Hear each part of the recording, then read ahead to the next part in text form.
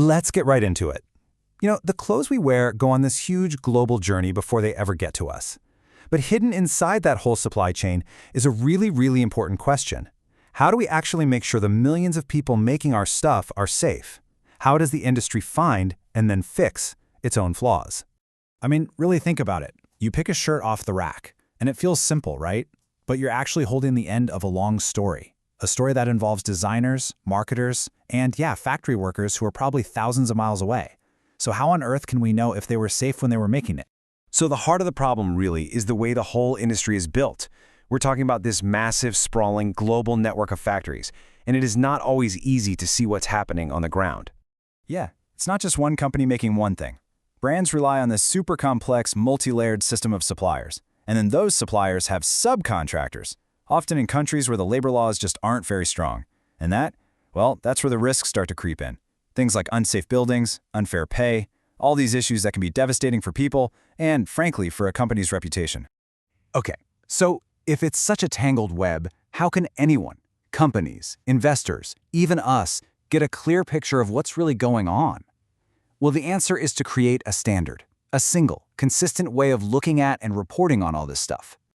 And that's where the Sustainability Accounting Standards Board, or SASB for short, comes in. They built a specific playbook for industries like apparel and footwear to report on the sustainability risks that actually matter, not just for society, but for their own financial health. And the foundation for all of this is something called a labor code of conduct. The easiest way to think about it is like a rule book. It's the policy a company gives its suppliers that says, here are the rules for everything from working hours to building safety.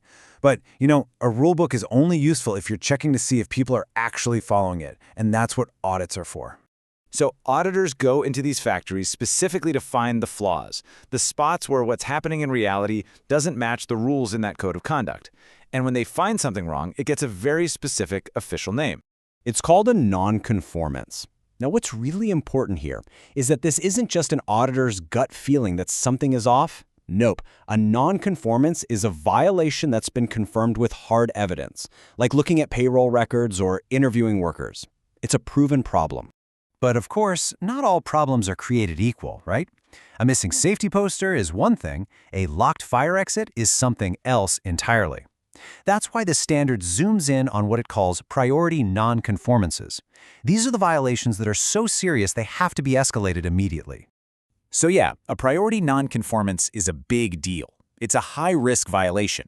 It means there's a serious, tangible threat to workers or the environment. These are the bright red flags that absolutely cannot be ignored.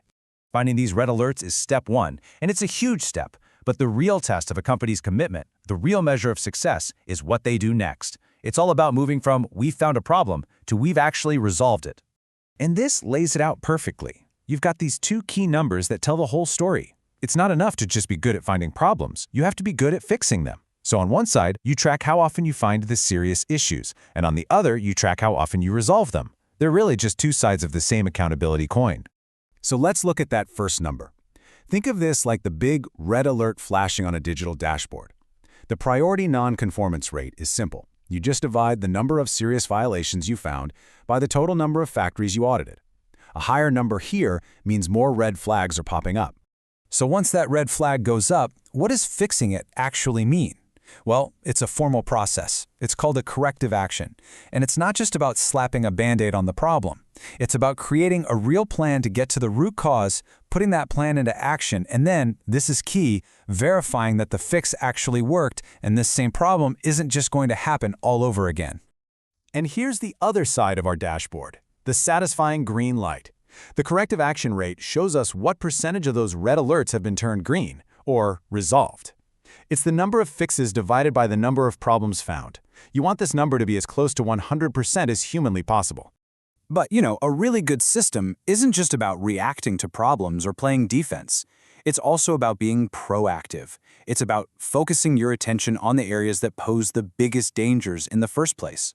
So to get ahead of the game, the standard actually requires companies to tell everyone, publicly, what their top 3 risks are in 2 major categories: labor and environmental health and safety. You can see some examples here, like excessive work hours or unsafe buildings. Making this info public forces companies to be transparent about their biggest challenges, and it puts real pressure on them to do something about those specific issues. So, bringing all of this data out into the open, the red flags, the green lights, the top risks, it's a huge leap forward for transparency. It lets us see the problems and track the fixes, but it also leaves us with this much bigger question to think about. What does true accountability really look like?